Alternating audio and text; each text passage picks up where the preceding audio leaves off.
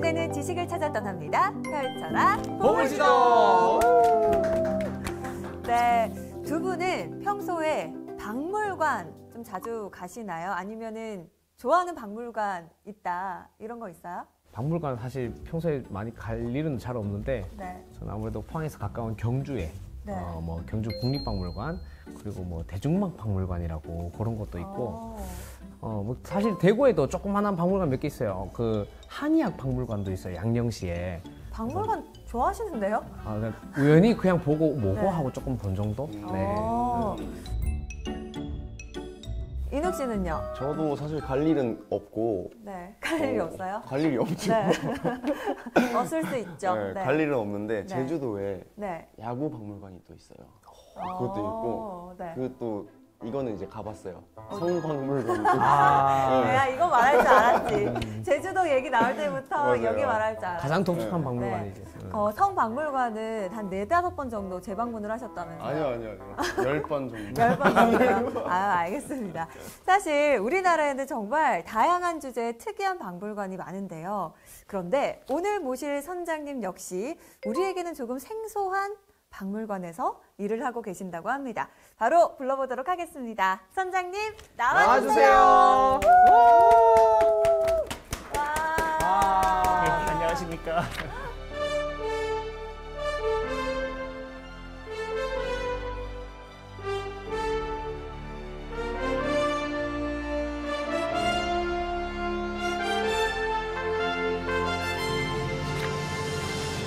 선생님, 네. 어느 박물관에서 일을 하시길래 제가 소문으로는 생소한 주제다 들었거든요. 네, 그 서울대학교 병원에 오시면 의학역사문화원이라는 그런 연구기관이 있는데 여기에 이제 의학사 연구실이 있고 그리고 의학박물관이 있습니다. 그래서 이제 우리 한국 근대 의료사 또 현대 의료사를 연구하고 그 연구 결과를 학술서적, 교양서적, 그다음에 박물관의 전시로 이렇게 표현하는 그런 기관입니다. 대학교 안에 있다는 거예요? 서울대병원 안에 병원 안에. 예. 네.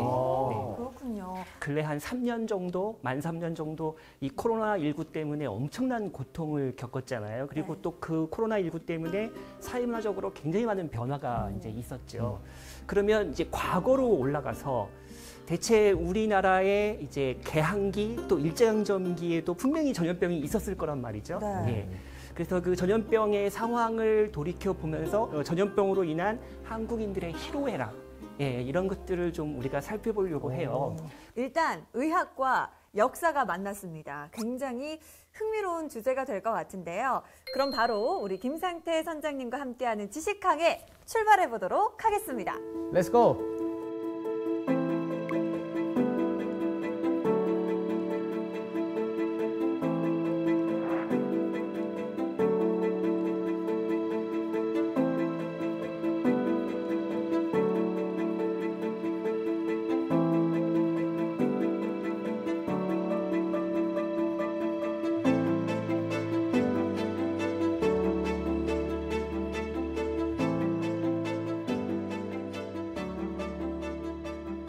우선 이제 개항기 그 전염병을 보자면요, 참 많은데 그 중에서도 가장 대표적인 거 3가지를 들라고 하면 콜레라.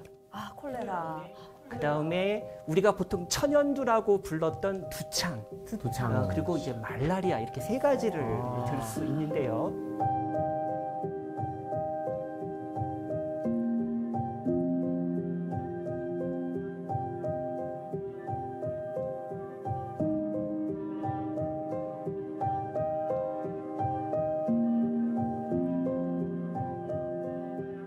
특히 이 셋 중에서 네. 가장 좀 위협적이었다.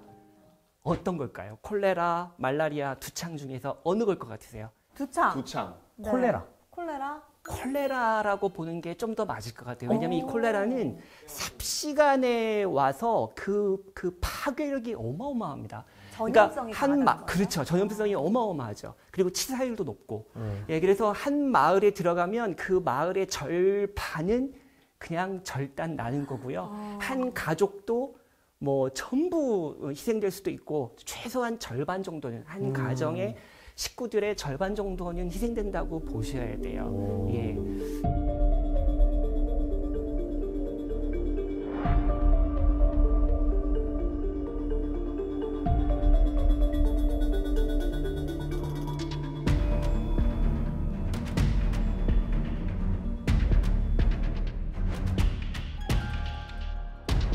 이제 19세기 전 세계적으로 콜레라의 전성 시대가 바로 이 19세기입니다.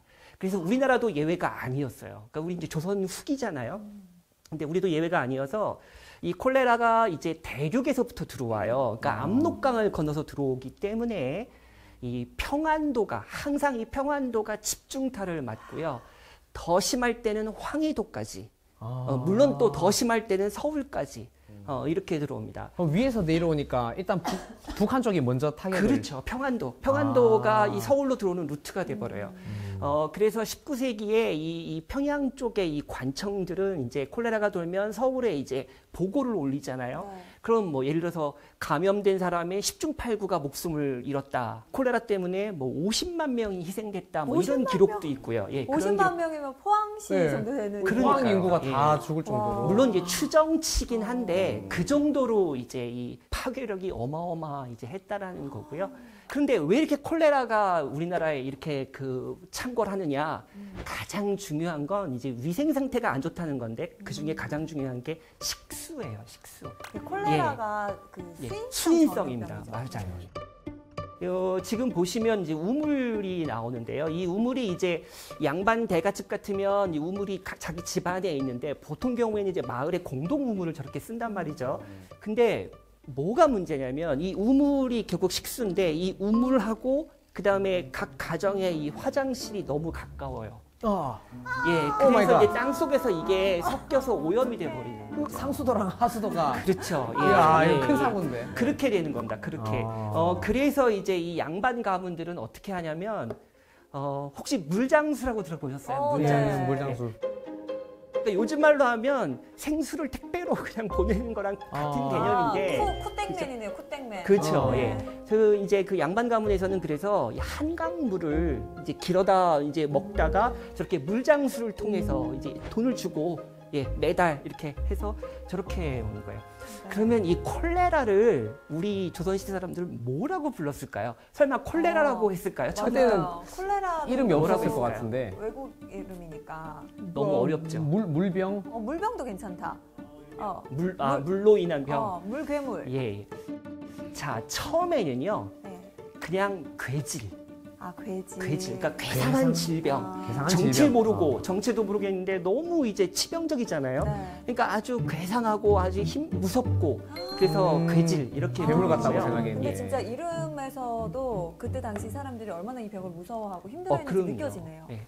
그러다가 점차 우리 한국 사람들이 조선시대 사람들이 뭐라고 불렀냐면 쥐통, 쥐병. 쥐병? 예, 쥐통, 쥐. 쥐. 왜 쥐가 나오지? 예.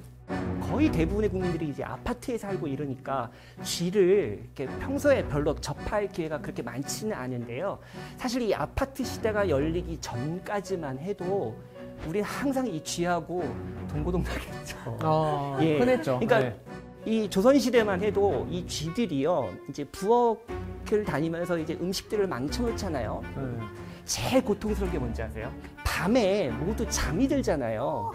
밤에 잠이 들면은 이 쥐들이 문틈으로 이제 방 안으로 들어오거나 특히 천장에서 내려와요. 밤에 깜깜한데 이제 이불을 이제 갉아먹는다고 이러다가 인기척이 나고 그러면은 사람들 다리나 발을 문단 말이에요. 예. 이게 이제 잠을 자다가 이제 그런 일을 당하니까 이게 참 아프기도 하고 또 쥐 때문에 놀라기도 하고 이제 그러다 보니까 이제 콜레라를 저 쥐에 아주 나쁜 귀신들이 있어서 그 쥐가 사람의 발이나 다리, 허벅지를 물었을 때 그 귀신이 이제 뱃속으로 사람 뱃속으로까지 스며들어서 그 배 안에서 이제 장난을 친다. 왜냐하면 콜레라가 이제 제일 심한 게 이제 배탈 설사하잖아요. 그러니까 이제 배 안에서 이제 장난을 친다. 그러다가 이제 온몸으로 이렇게 번진다. 이렇게 이제 이해를 하기 시작한 거예요. 그 근거 자료를 좀 보여드릴게요. 이 지금 보시는 분은 이제 알렌이라는 우리나라의 상주한 최초의 선교사인데 이분이 또 의사예요. 이 알렌이 나중에 미국에서 이 조선에 관련된 회고담, 견문기 이런 걸 이제 책으로 썼거든요. 거기에 나오는 내용인데요. 조선 사람들은 병이 귀신 때문에 발생한다고 생각했다. 그러니까 모든 병이. 그런데 콜레라가 발생하는 것도 사람이 잠들었을 때 쥐가 사람 품속으로 기어들어와 물기 때문이라고 믿었다. 그래서 우리가 이제 이 콜레라를 이제 저렇게 불렀고 그 두려움, 뭐 이런 것들이 이제 잘 표현되고 있는 거죠.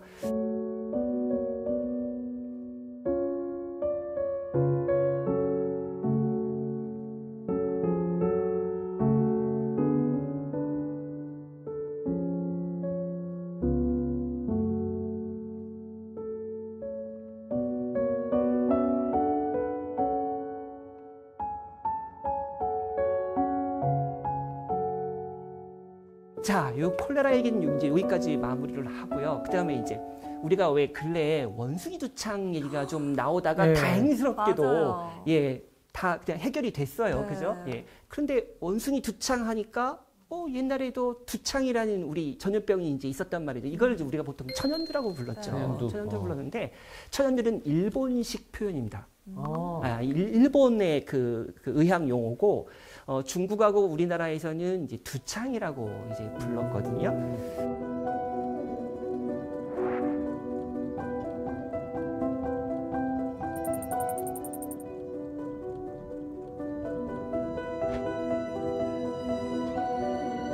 두창 그럼 뭐가 생각나세요? 천연두 그럼 뭐 생각나는 거? 뭔가 피부에 막 두들두들하게. 이렇게 올라와. 그 두창 천연두 그러면 가장 떠오르는 게 곰보라는 단어죠. 곰보. 얼굴이 곰보. 얼었다. 예, 뭐. 곰보라는 단어예요. 이 병은 이제 그 급성 전염병이 아니고 이제 좀 약간 만성 전염병이어서 이제 우리가 19세기에 늘 달고 살았던 그런 전염병이에요. 근데 이제 이 병이 뭐가 문제냐면 영아 유아들에게 이게 치사율이 굉장히 높습니다. 애기들한테 예. 위험하네. 근데 이제 용케 살아났다.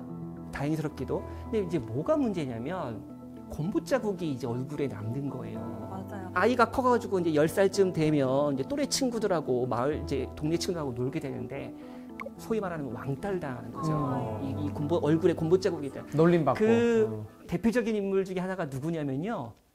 다산 정약용이 그랬습니다. 정약용 예. 선생님이 두창을 알았었군요. 예, 그래서 곰보 자국이 나와가지고 요 두 눈썹 사이에 그 곰보 자국이 있었는데 그게 멀리서 보면 눈썹이 3개로 보였대요. 그래서 이제 붙은 별명이 삼미자, 눈썹이 3개인 아이. 산미자. 예, 그래서 정약용의 그 별명이 저렇게 놀리다니. 삼미자. 아, 자, 그러면 이 두창의 치료법이 있었을까요, 당시에? 치료법은 딱히 없었어요. 그 뭐냐 중두법 종두법 전에, 그러면 종두법 전에는 당연히 없었겠죠. 없었겠죠. 예. 네. 그래서 어떻게 하냐면요. 마을을 그냥 불태워버려요. 저런 식으로. 근데 옛날 저 무슨 의학 드라마나 이런 데서도 영병이 도는 마을을 다 불태우거나 이렇게 하는. 예, 그렇게 하죠. 자, 이 그림 속 주인공들, 지금 8장의 그림이 있는데요. 저 주인공들의 공통점. 공통점 일단 무서워요. 무서워요. 예, 네. 맞아요. 무속인들이 모시는 신 느낌이기도 하고. 신 맞습니다. 아 그래요? 신 맞아요. 네. 예. 컬러풀하게 한 거 예, 보니까. 예. 그래서 이게 이분들의 정체가 뭐냐면 무당들이 각자 섬기는 두창신, 두창신의 두창신이에요? 모습. 두창신, 퇴치해주는 신인 아. 거죠. 예, 두창 퇴치하는 두창을 해결해주는, 두창을 물리치는 예, 신. 물리치는 신. 물리치려면 험상궂어야지. 그 무당들이 결국은 해결을 한 거예요. 물론 그건 의학적인 해결이 아니라 주술적인 해결이고, 예, 그게 뭐 과학적이거나 의학적이지는 않죠, 당연히. 두창을 약간 악귀로 봤군요. 그래서 여기 보시면 이제 굿하는 이제 장면이 나오는데요. 지금 누워 계신 분이 병에 걸리신 거고, 그죠? 거기 무당들이 지금 앉아 있고 뒤에 서 있는 사람들이 이제 아들, 며느리, 뭐 딸, 따님 뭐 이런 분들 가족들이죠.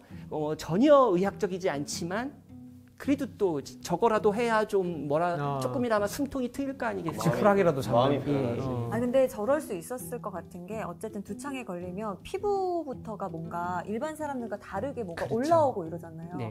그러니까 저 때 분들은 절박했을 거예요. 아 이게 귀신이 들렸다. 그래서 외형도 좀 다르게 인간과 다르게 변하고 있구나. 이렇게 충분히 생각할 수 있을 것 같아요. 맞습니다. 맞아요.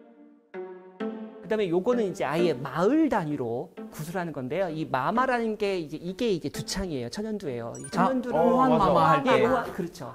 이게 마마, 손님, 뭐 이렇게 이게 이제 나쁜 게 들어왔으니까 이걸 귀하게 대접해가지고 잘 내보낸다라는 그런 뜻이죠. 그래서 그 마마가 들어온 거를 이제 잘 내보낸다, 배송. 그래서 마을 단위의 이제 굿인 거죠. 네.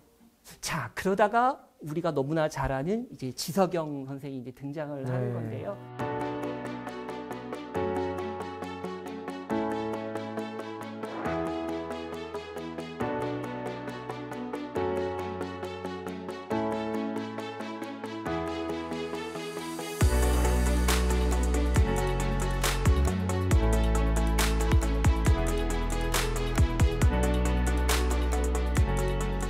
지석영 하면 뭐 종두술 뭐 다 아시죠? 그리고 이 종두친인데요. 그다음에 이제 우두신설이라는 책도 지었고요. 자, 그런데 무당들이 과연 지석영 선생을 좋아했을까요? 싫죠. 싫어. 밥줄을 싫어. 끊게 만드는데. 안 좋아하지, 안 좋아하지. 맞아요. 그래서 이 이모군란 지석영 선생이 종두를 시행한 지 3년 후거든요. 예, 그때 이미 지석영 선생은 이제 종두로 유명해진 상황이고, 그러니까 무당들은 속으로 얼마나 그 뭐랄까요, 막 이를 악물고 저놈의 지석영 하면서 그랬을 거 아니겠어요? 싫어했겠다. 우리 예. 밥그릇 다 뺏어 먹고. 그렇죠, 그렇죠. 그러다가 이모군란이 나니까 이 무당들이 지석영을 막 제거하려고 이 난리가 났는데 용케 살았습니다. 지석영 선생님이요? 예. 지석영이 더 자기들 죽을 용했네요. 뻔했어요. 근데 이제 무당들의 그런 무속인들의 세계를 꼭 그렇게 꼭 경제적인 것만이 아니라 자기들이 신이 있다고 믿으니까. 그렇지. 그 믿음을 또 건드리는 그렇죠. 그걸 거니까. 그 자기들의 종교적인 영역을, 자기들의 그 세계관을 이제 지석영이 건드렸기 때문에 서로 이제 앙숙이 됐던 거고요. 종두술과 관련해서 결국은 이 무속의 세계와 또 의학의 세계, 과학의 세계, 이 둘이 이제 맞붙은 이런 경우라고 이제 볼 수 있는 거죠. 지석영 저분이 또 남몰래 모시던 신이 있었을 수도 있잖아요. 그럴 수 있죠. 네. 무당들 종교의 자유가 있으니까. 그렇죠. 나중에 네. 그래서 이 지석영 선생을 별명을 종두의 신이라고 붙였어요. 그럴 수 있네. 종두의 신. 예. 맞네요. 그거. 스스로 신이 됐다.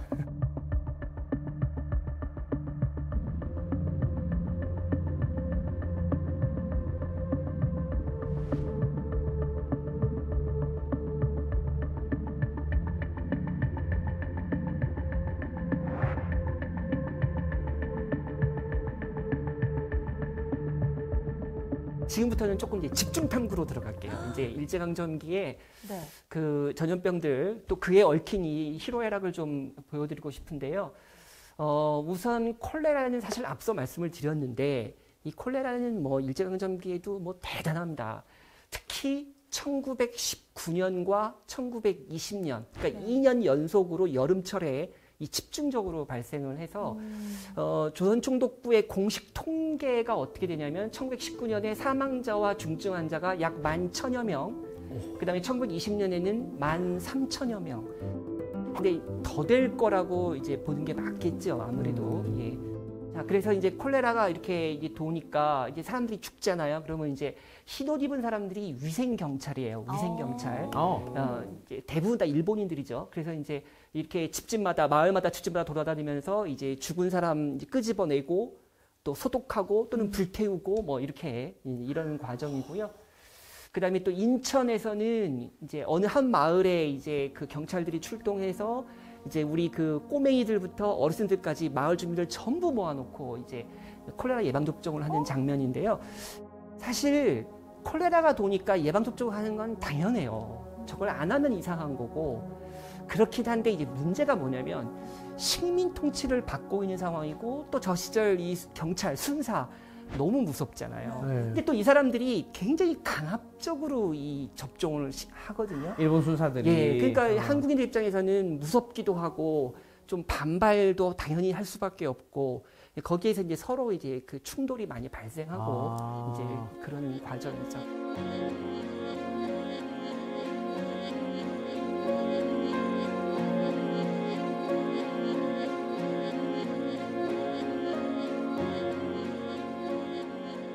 자, 그런데 이 콜레라와 얽힌 아주 좀 재밌다고 해야 될까요? 좀 그런 일이 있는데요. 한번 요걸 한번 봐주세요. 예. 아, 저게 뭐야? 자, 이게 포스터예요. 포스터인데 파리가 한 아이를 지금 공격하고 있죠. 무서워라. 예. 그래서 밑에 보시면 파리를 죽이고 아기를 살리자. 살리자라는 살리자라는 뜻이죠. 뜻이죠. 파리를 죽이고 아기를 살리자. 조선총독부 입장에서 이제 한국인들을 식민 통치를 하고 있는데 콜레라가 2번 연속, 2년 연속으로 나서 대규모의 희생자가 발생했다. 그러면은 총독부 입장에서도 어떨까요? 떨리죠. 이거 한국인들이 가만히 있을까? 이렇게 전염병이 돌고 했는데 이거 가만히 있을래나? 자, 그 상황에서 파리를 이제 문제 삼은 거예요. 물론 파리는 해충이에요. 어떻게 보면 일본 제국주의 입장에서는 저 파리를 이용하는 거예요. 저기 그러니까 파리 예, 예. 대신에 네. 그러니까 원래는 일본인이 자리 잡을 수 있잖아요. 저 포스터 속에 저 자리를 파리를 넣었네요. 그래서 일본이 그 시선 돌리기를 한 건가요? 그렇죠. 시선 돌리는 거니까 어떻게 보면 마녀 사냥이에요. 그러니까 뭐냐면 콜레라가 돌아서 너네가 큰 고통을 당했는데 그거 우리 때문이 아니고 그거 파리 때문이야. 그 파리를 잡으면 돼. 파리만 잡으면 끝나. 이제 이렇게 되는 거죠. 그래서 혹시 들어보셨는지 모르겠는데 윤치호라는 사람이 있어요. 윤치호. 이분이 이제 서재필과 함께 독립협회 지도자였던 사람이고 파리 잡기에 대해서 뭐라고 얘기했냐면 얼마 전 당국은 파리를 잡아 경성부청, 그러니까 서울시청이죠 지금의 서울시청으로 가져오면 한 마리에 3리, 우리 저 야구 선수 계시니까 타자들 그 성적 타율 얘기할 때 몇 타, 뭐 3할 3푼 3리 그러잖아요. 그죠? 그 3리예요. 할푼리.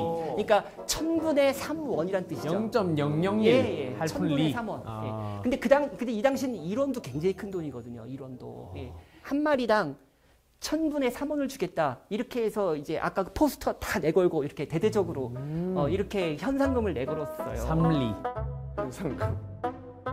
그러니까 한국인들이 좀 가난하잖아요 또. 그러니까 파리를 막 잡아가지고 이제 시청으로 가는 거예요. 그러니까 한 3일 만일 거야 아마. 3일 만에 이 당시 서울시청, 그러니까 일본인들이 취소해 버렸습니다. 아, 또 우리 민족은 한번 하자 그러면 돈이 다 너무 들고 일어나거든요. 퍼석은 파리에 너무 많이 씨를 나가니까. 발리거든요. 그러니까 1000분의 3원 주겠다고 했던 자기네가 먼저 그렇게 선포를 해놓고는 막상 그거를 3일 만에 이제 그거를 취소해버린 거예요. 없던 일로 해버린 거예요. 그래서 이제 윤치호라는 사람이 일기를 뭐라고 썼냐면 처음에 그렇게 준다고 현상금을 내건 것도 잘못이지만 아무런 예고 없이 한국인들과의 약속을 어긴 건 더 어리석은 짓이었다. 그러면서 뭐라고 얘기를 하냐면 한국인들의 전통적인 동네하고 거주하는 그런 뭐 상가까지 포함해서 그다음에 일본인들이 새로 들어와서 장악한 동네가 확연히 나뉘어요. 그러니까 삼국이 이렇게 뭐 쓰레기 이런 걸 치울 때도 일본인 동네들은 바로바로 치우는데 한국인 동네는 안 치우는 거예요. 차별하는. 그러니까 이게 그러니까 뭐냐면 파리를 잡겠다고 하면서 파리의 온상인 그런 쓰레기 이런 것들은 안 치우는데 이게 말이 되는 정책이냐. 예, 그래서 맨 마지막에 이런 정책으로 세상을 우롱할 수 있다고 생각하나 보다.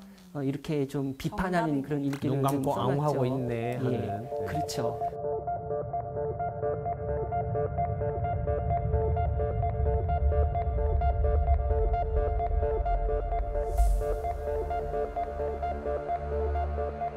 자, 결핵이 어떤 병이죠? 결핵. 결핵 많이 들어보셨죠? 결핵.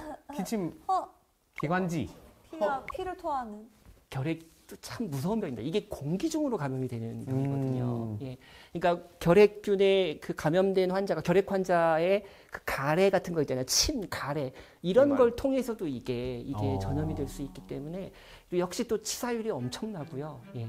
여기 보시면 1936년 기사인데 물론 이것도 추정일 겁니다. 1년간 사망자가 4만 명이에요. 1년에 한 해에 4만 명이 죽어요. 이 결핵 때문에. 실제로 이 시절에 각 뭐 중학교 뭐 대학 이런 학생들이요. 이 폐결핵 때문에 휴학을 참 많이 하고 심지어는 이제 죽어요. 예, 학교에 다니던 중에 이제 목숨을 잃기도 하고. 자, 그런데 이 결핵도 역시 치료법이 없습니다. 이때는 약도 없어요. 이 시절은 약도 없던 시절이고. 그래서 이 결핵 환자들이 할 수 있는 일이라는 건 뭐냐면 공기 좋고 사람들 별로 없는 데 가가지고 맑은 공기와 햇볕을 쐬는 겁니다. 햇볕. 지금 여성 환자들이 지금 나와서 지금 공기와 햇볕 쐬고 있는 거거든요. 예. 저거밖엔 방법이 없어요. 자, 근데 이제 결핵 그러면은 뭐가 생각나냐면 우리가 크리스마스 시일이 생각나죠. 결핵 환자 맞아요. 돕기 뭐 이런 결핵 거. 환자 그렇죠. 돕기. 예. 그러면 이게 대체 우리나라의 최초의 크리스마스 시는 언제 나왔을 것 같으세요? 크리스마스 실이면 그래도 네. 한 붙이는 거잖아요.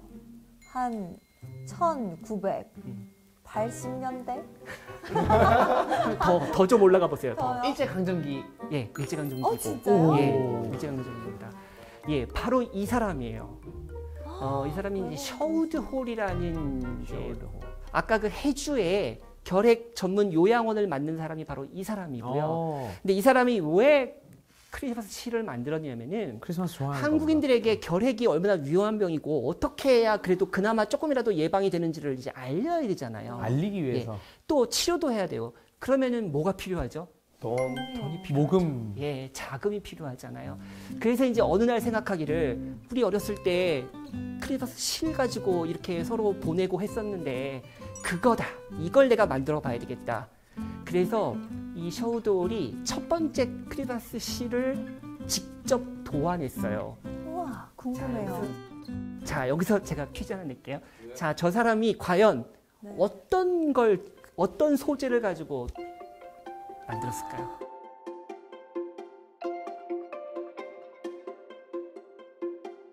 그러니까 이게 한국인들한테 많이 퍼지도록 해야 되니까 한국인들이 정말 좋아하는 거야겠죠. 산타 할아버지. 세종대왕. 세종대왕? 네. 비슷해요. 세종대왕. 네. 이순신 장군. 이순신 장군. 네. 맞습니다. 오. 이순신 장군인데 거북선. 야. 이 거북선이에요. 여기 보시면. 우와. 아니 셔우드홀이 거북선을 어떻게 알고? 이야. 그러니까 이 셔우드홀은 한국에서 워낙 오래 자랐거든요. 그러니까 한국 사람들 너무 잘 알아요. 그러니까 회고록을 남겼는데 이 셔우드홀이 뭐라고 썼냐면 자기가 한국에서 살아보니까 이순신 장군하고 거북선 얘기만 나오면 한국 사람들은 남녀노소 불문하고 밤을 다 새더라는 거죠. 그 얘기하느라고. 그 정도로. 이순신 장군이 어땠는데 거북선이 어땠는데 이 얘기하느라고. 그래서 이거야말로 한국 사람들한테 빨리 이거를 전파하는 똑똑하다. 보급하는 키가 되겠다. 이제 이렇게 생각을 해가지고요. 또 외국에도 보내야 하니까 여기 보시면 말풍선 해놓고 영어로 이순신 뭐 해가지고 예, 설명까지 해놨어요. 외국에도 미국 캐나다도 보내려고 이렇게 했습니다. 자, 그런데 처음에 총독부 관리가 네. 이걸 만들겠다고 했을 때 좋다고 했어요. 네. 예, 그래서 이 도안을 가지고 갔어요. 네. 예, 과연 오케이를 받았을까요? 아니요. 숨겼죠. 이순신 장군이 사실 외적을 물리친 우리나라 그렇지. 영웅인데 일본인 안 좋아했을 것 입장에서는 같아요. 이게 뭐야? 라고 했을 것 같아요. 맞습니다. 난리가 났어요. 네. 퇴짜 맞았습니다. 퇴짜 맞아서 어떡해. 이건 결국 쓰지 못했어요. 예, 그래서 너무 요거는 요 예쁜데. 도안은 워싱턴 DC에 가면 스미소니언 박물관이라고 있거든요. 거기에 있답니다. 이 원본이. 거기에 있다고 그러고요. 자, 할 수 없이 이 셔우드홀은 다시 머리를 이제 싸매고 다시. 근데 처음엔 잘 생각이 안 났대요. 이 네. 거북선 말고는 생각나는 게 없었다고 하거든요. 그러다가 결국은 만들어낸 게 뭐냐면 바로 요겁니다. 이게 최초의 크리스마스 실이에요. 남대문입니다. 남대문. 남대문. 예, 남대문이에요. 예. 남대문 가지고 32년 그 겨울에 12월에 만든 최초의 우와. 크리스마스 실이고요. 네. 귀여운데. 자, 그리고 매년 이제 만들어요. 자, 요거는 퍼즐도 오. 만들었어요. 야, 이게 판매할 줄 아신다. 퍼즐. 우와. 그리고 보시면 지금 저 왼쪽에 지금 이빨이 빠졌어요. 그러네요. 그죠? 예. 한- 이빨이 한- 빠졌어요. 한 퍼즐이 사라졌다. 혹시나 이 조각 있으신 분 제보 주시기 바랍니다. 연락 주세요. 채우고 싶어요. 이런 거 되게 좋아해. 그 다음부터는요. 이 시절에 영국에 굉장히 유명한 화가가 한 분 있었는데 이분이 목판화 화가였는데 엘리자베스 키스라는 굉장히 유명한 근데 이분하고 어떻게 이제 연결이 돼가지고 전문가에게 이 도안을 맡긴 거고요. 이렇게 연날리기, 뭐 팽이치기, 그다음에 널뛰기도 있고요. 설날 그네 대표 타기. 놀이들입니다. 예, 이런 걸로 계속 매년 이렇게 만들어요. 오늘 수업했던 내용인들인데 와. 정말요? 이렇게 네, 만들어요. 설날 대표 놀이들. 자, 그러다가 1940년에 또 사건이 터졌습니다. 예. 이걸 구실로 삼아서 총독부가 발행을 중지시켜 버렸어요. 지금 이거요? 예. 왜요? 예, 이유가 뭘까요, 진짜? 어떤 표집을 잡았을까?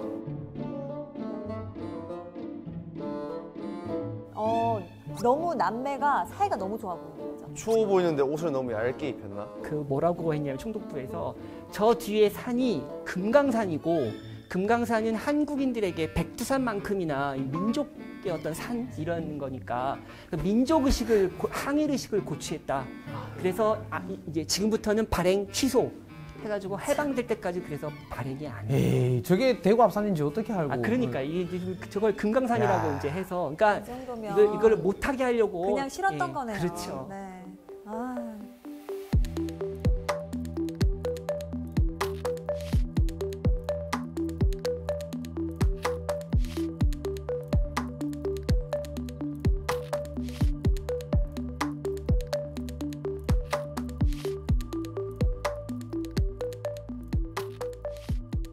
혹시 영화 배너 보셨나요? 배너 어렸을 때 보긴 배너. 봤어요. 네. 그 배너를 보시면 배너의 어머니하고 모친하고 여동생이 왜 이 나병 한센병에 걸리는 장면 걸려서 그 아주 좀 심각한 그런 대목들이 나오잖아요. 사실 이 나병 한센병은 끔찍하다는 말이 맞을 것 같아요. 이게 서양에서도 별명이 천형, 하늘이 내린 형벌이라고 부르는 병이에요. 그 정도로 이게 이제 그 수많은 전염병 중에서도 가장 이제 그 심한 전염병으로 이렇게 이제 보는 거죠. 천년두보다 더 무서운 예. 막 얼굴 일그러진다고 들었어요. 네.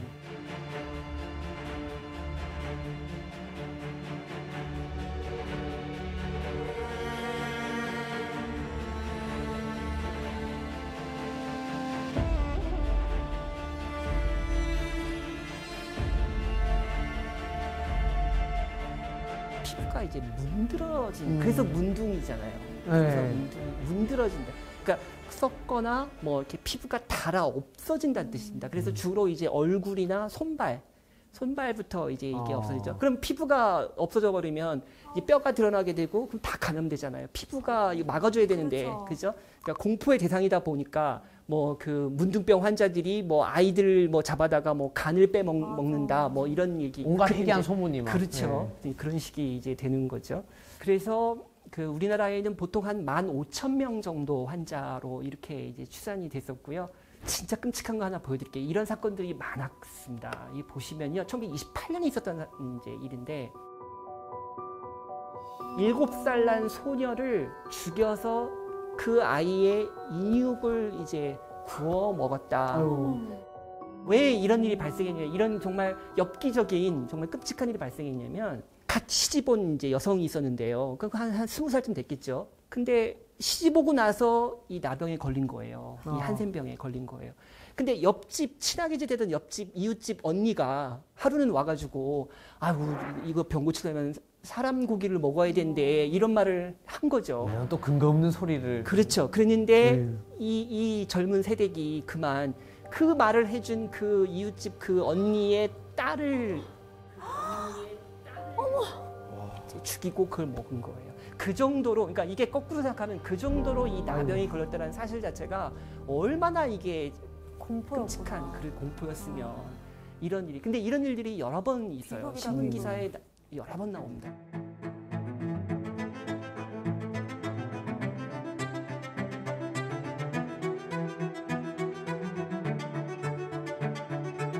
자, 1909년 이제 전라도 광주예요. 광주에 한국 최초의 나환자 수용 시설이 이제 저렇게 생겼어요. 지금 무슨 벙커 같은데요? 저게 병원이라고요? 넓은 의미의 병원이죠. 넓은 의미. 저 거의- 안에. 저거는 거의 무슨 석빙고 같은데요? 뭘까요? 네. 석빙고? 아, 석빙고라는 답 참 많이 나오지만 고인돌 아닙니다. 같아요. 고인돌. 아니에요. 힌트 드릴게요. 경기도 이천. 쌀 저장소. 살장소 말고 이천 도자기. 도자기. 어? 그렇습니다. 이천 여주 광주 다 도자기잖아요. 예, 저게 가마예요. 도자기 굽던 가마인데 이제 저때 이제 안 쓰던 거 저거밖에 없는 거죠. 그나마. 자, 그래서 이제 저 가마가 나중에 이제 이렇게 그래도 번듯한 병원이 됐어요. 다행이다. 그래서 광주 나병원이라고 하는데 이제 나병원. 환자들 모습이고요. 또 이 환자들 중에는 정말 다행스럽게도 완치되는 경우가 있었습니다. 예, 정말. 예, 완치된 이분들. 예. 그래서 이 완치된 분들 같은 경우 보통 어떻게 하냐면 그 병원에 남아서 간호사가 돼요. 자신들이 겪어봤기 때문에 그게 뭐 의학적으로나 아니면 그 심적으로 어떤 건지를 알고 하니까. 예. 자, 그런가 하면 또 왜 네. 우리가 나병, 한센병 그러면 딱 단박에 떠오르는 곳 있죠. 소록도. 소록도. 네. 예, 그렇습니다. 소록도. 이 소록도는 이제 총독부에서 만든 병원입니다. 애초에 총독부에서 만들었어요. 총독부도 이 나환자들을 방치할 수는 또 없죠. 예, 그래서 1916년 네, 소록도에 처음으로 이 병원을 세워서 이제 나환자들을 이제 격리 수용해가지고 이제 치료하는 그런 경우인데요. 자, 그런데 이 소록도에 이제 비극이 이제 하나 이제 또 생겨요. 자, 그런데 1930년대 모습인데요. 저기 보시면 환자들을 운동장에 딱 모아놓고 조회, 우리 옛날 학교에서 하는 조회를 하는 거죠. 그런데 이 소록도 병원장은 다 이제 일본 사람들이 와요. 이 나병의 정말 전문가이면서도 정말 인격적인 사람. 그래서 예, 환자들에게 또 한국인 환자라고 해도 굉장히 정말 의사와 환자로서 이렇게 대해주는 그런 경우였는데 문제는 어딜 가나 꼭 조금 심한 말로 악질들이 있단 말이죠. 어딜 가나. 예, 지금 저 조회하고 있는 저 사람이 그래요. 스호라는 일본인 병원장인데 이 양반이 좀 악질이어가지고 독재자입니다. 독재자. 거기다가 또 한국인이라고 또 이제 민족차별까지 이렇게 이제 하는 사람이었죠.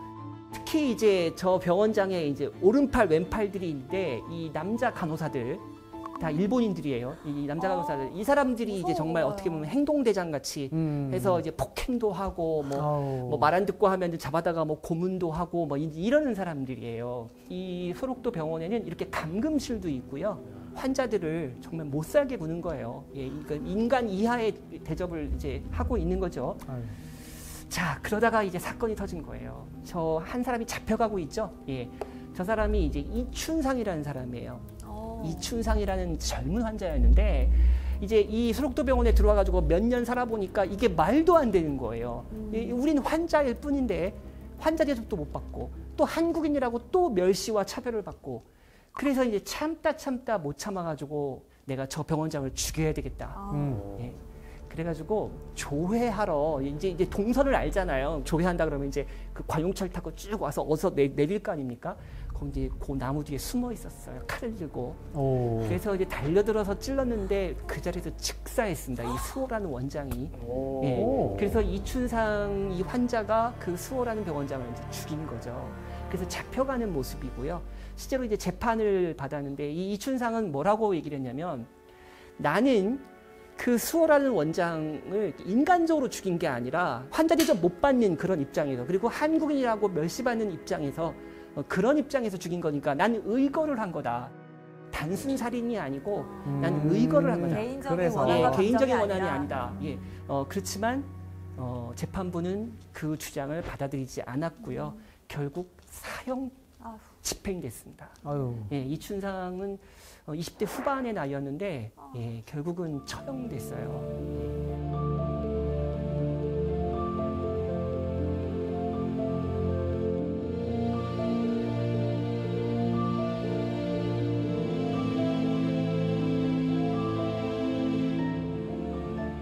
너무 전염병 얘기만 하니까 조금 좀 분위기를 조금 좀 다시 좀 환기시키기 위해서 좋아요. 예, 일제강점기에 약국이 있었을까요? 약을 구할 수 있는 장소가 있었을 것 같아요. 그렇죠. 약국 있었습니다.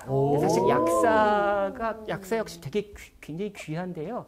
이 보시면 1920년경에 이제 수원 화성이에요.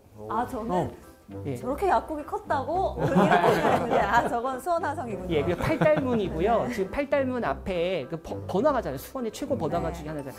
요 왼쪽 편에 그 간판도 그렇고 이렇게 보면 거기가 약국이라는 걸 이제 알 수가 이제 있어요. 왼쪽 편에. 인력거 건너편에. 예, 그렇죠. 이게 약국 내부 사진입니다. 사실 뭐 요즘 약국하고 같다고 보시면 돼요. 근데 다만 요즘에 그 빈대 얘기가 이제 심심찮게 나오고 그러는데 저기 보시면 빈대 벼룩 잡는 약. 저 왼쪽 상단에 있네요. 그렇죠. 이렇게 배너처럼 이렇게 내려와 있잖아요. 오죽하면은 빈대 잡으려다 초가 3건 다 태운다는 말이 왜 나왔겠어요. 빈대가 워낙 심했으니까. 예. 그다음에 이렇게 약국 말고도 사실은 지방 장터마다 저기 보시면 이제 매약 행상원이라고 했는데 쉽게 말해서 약장사죠, 약장사. 아. 예, 꼭 장터 다니면서 왜 뭐 약 파는 사람들. 치고 붙이고 나팔 불고 뭐 원숭이 들고 다니면서 이렇게 하잖아요. 그래서 사람들이 끌어 모은 다음에 이제 저분들이 이제 내놓는 약은 전부 다 만병통치약이죠. 네, 자 이번에는 우리 한국인들이 만든 약품 좀 보여드릴게요.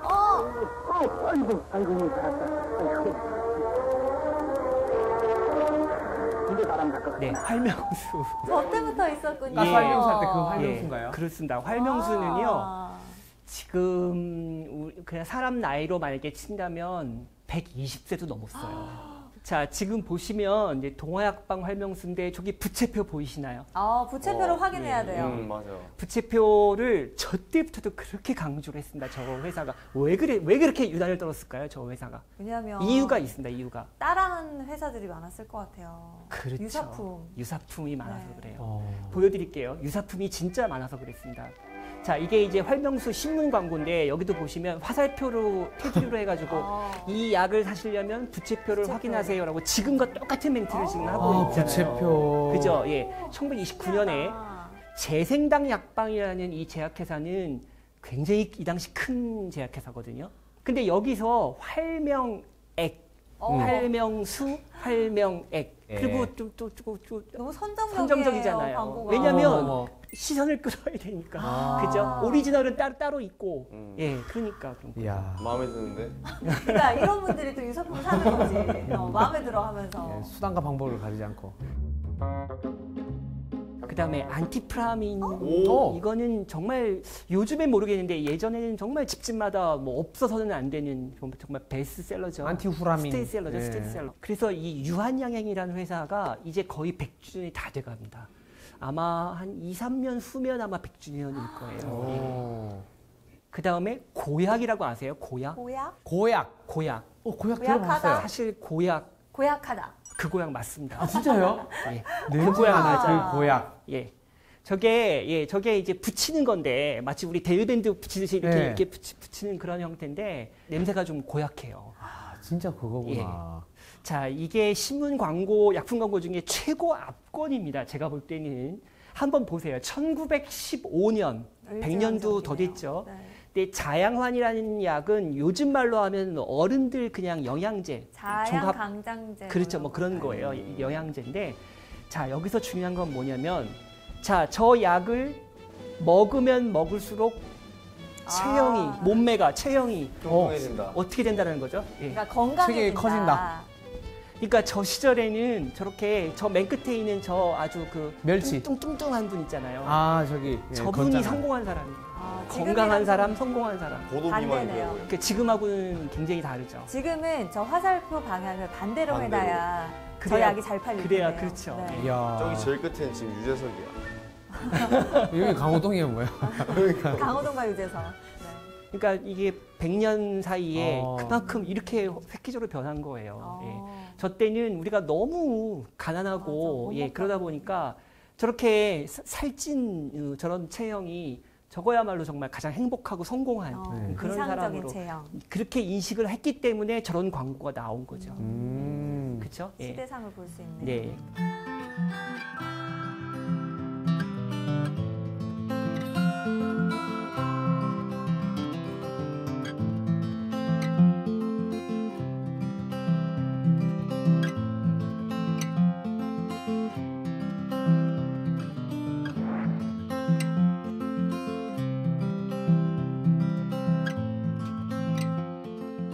그러니까 1950년대 이후로 이제 왔는데요.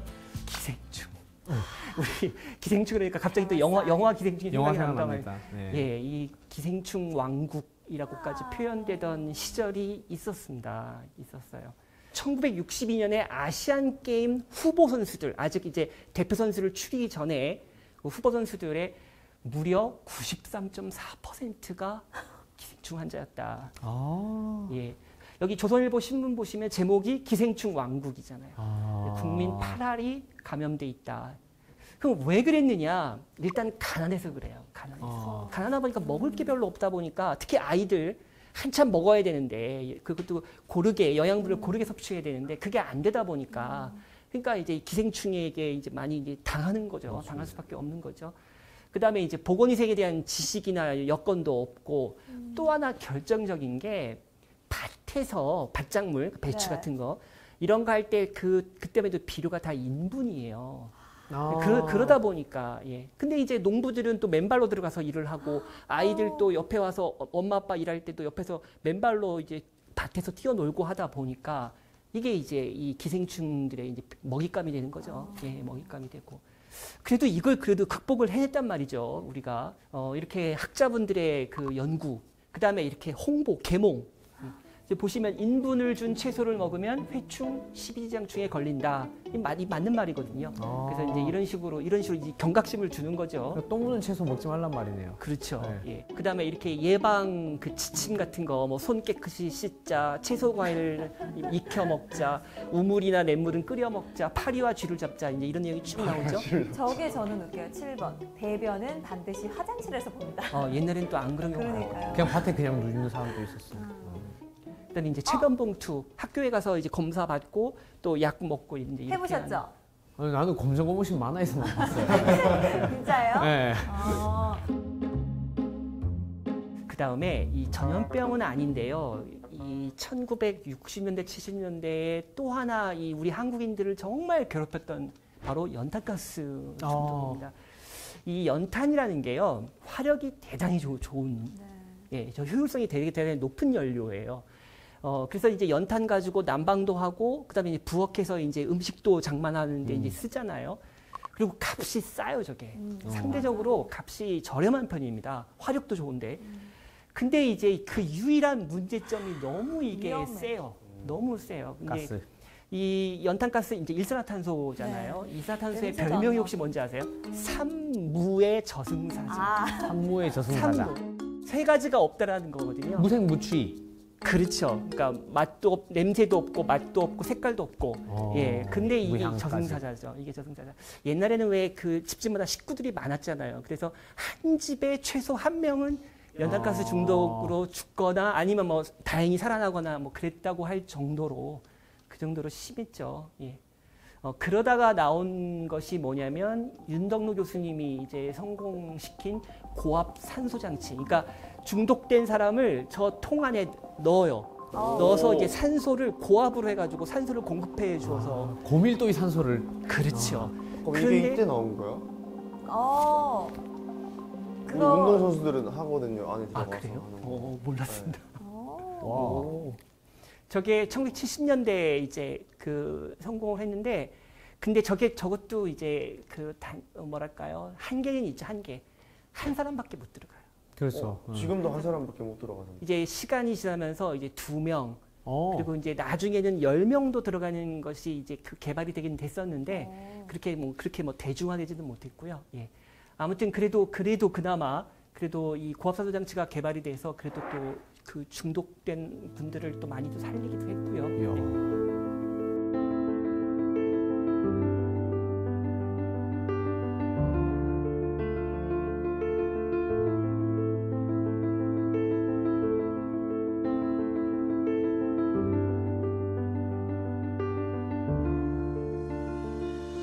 오늘 선장님과 함께 우리나라 좀 역사와 함께 해온 다양한 전염병 얘기라든지 재미있는 의학 이야기 함께 해봤는데, 그렇다면 오늘 강의 우리 선장님께서 한마디로 정리를 해주신다면요? 예, 오늘 개항기와 일제강점기 또 해방 후까지 이렇게 각종 전염병 얘기도 나오고 또 그에 얽힌 우리 한국인들의 정말 아주 처절했던 삶도 많이 나오고 그랬잖아요. 근데 제가 이걸 왜 보여드리냐면요, 역설이라는 거를 강조하고 싶었습니다. 지금 우리 2023년에 우리 한국의 의료 한번 상황을 보세요. 좀 전까지 보여드렸던 거하고 너무 다르죠. 저는 박정희 대통령 시절에 우리가 이제 경제 성장 이거를 이제 한강의 기적이라고 얘기를 하는데요. 저는 맞다고 생각하고요. 근데 의료 분야의 이 변화 발전이야말로 진짜 이거 한강의 기적이다. 그 동력은 어디서 나왔느냐? 결국 우리 국민들의 힘이에요. 예, 국민들 스스로가 이렇게 경제, 사회, 문화 다 키워놨기 때문에 이게 이제 누릴 수 있는 거고, 우리가 대한민국 국민으로서 자부심을 가져도 된다. 예, 이 말씀을 드리고 싶습니다.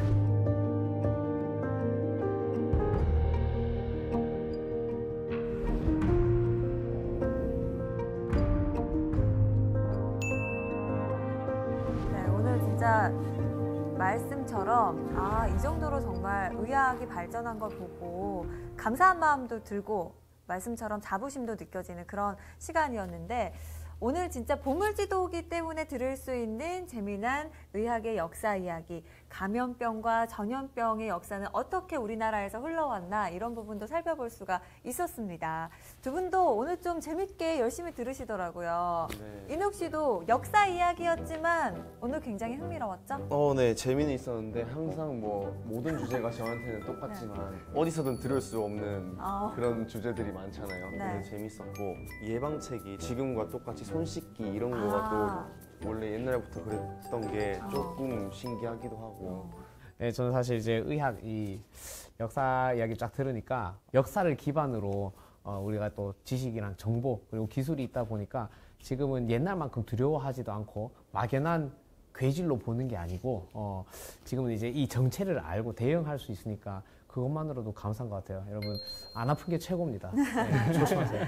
맞습니다. 오늘 보물지도는 여기서 마무리를 하지만 또 지식항해는 앞으로도 계속됩니다. 외치면서 끝내보도록 할게요. 다음 주에도 찾아라 보물지도!